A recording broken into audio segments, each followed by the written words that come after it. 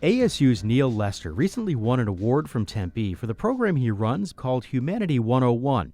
Joining me to talk about that is KJZZ's Naomi Gingold. Hi, Naomi. Hey, Mark. So this program is housed under what ASU calls Project Humanities, and that program does address the humanities in academia more broadly, but Humanity 101 is kind of different. Dr. Lester first explains here why he started the program. It was around the time that Penn State had the Jerry Sandusky fiasco, and the question was, how could people stand around, witness this, and not do anything about it? And so we thought we'd ask, well, are we losing our humanity? And that question has a certain urgency and a certain timeliness about it, but it also has this sort of way of inviting people in, no matter what your major or your profession or your background is, if you're paying attention to what's happening in the world.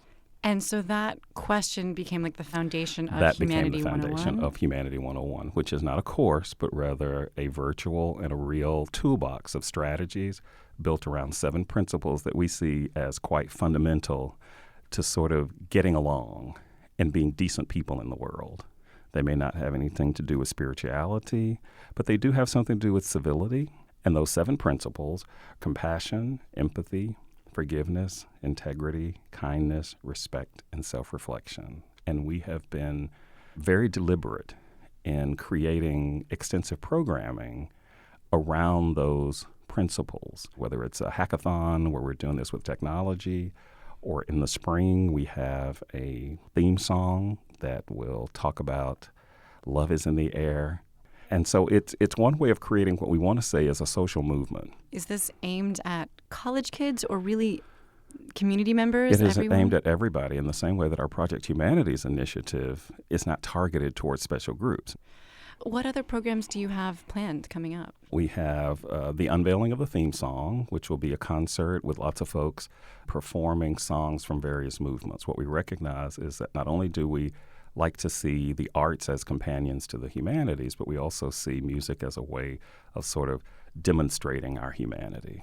We also have events on I've Served My Time, Now What? It's about reentry, and we'll have some ex-convicts. So whether it is looking at, as I did with the ASU football players just last week, we analyze the top 5 songs that they're listening to now, because there are lots of songs that we listen to, but we have no idea what the lyrics say. And we can absorb these messages and be totally unaware of those. And that's where the danger comes in, particularly when we start talking about unconscious bias. Now, when I mentioned, for example, Baby It's Cold Outside, they immediately jumped on that and saw how rapey that is.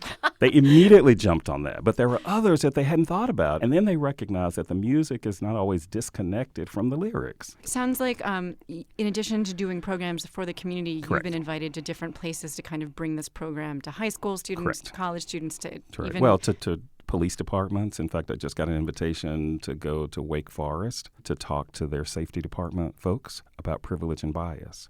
And I umbrella this under our Humanity 101 in the workplace.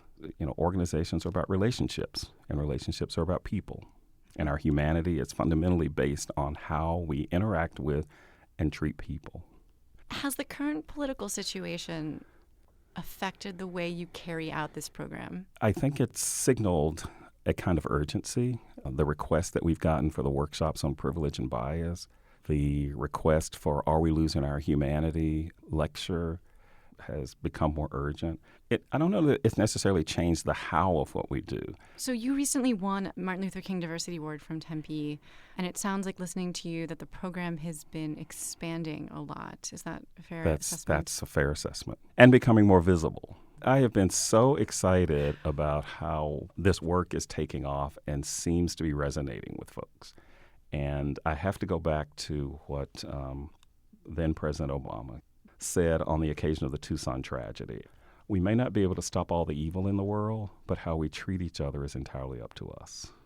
And that has to be empowering in a world where too often we feel that we don't have any power to control or to manage things. That was Dr. Neal Lester, Foundation Professor of English at ASU and the founder of Humanity 101 and Project Humanities. And that's KJZZ's Naomi Gingold. Thanks, Naomi. Thanks, Mark.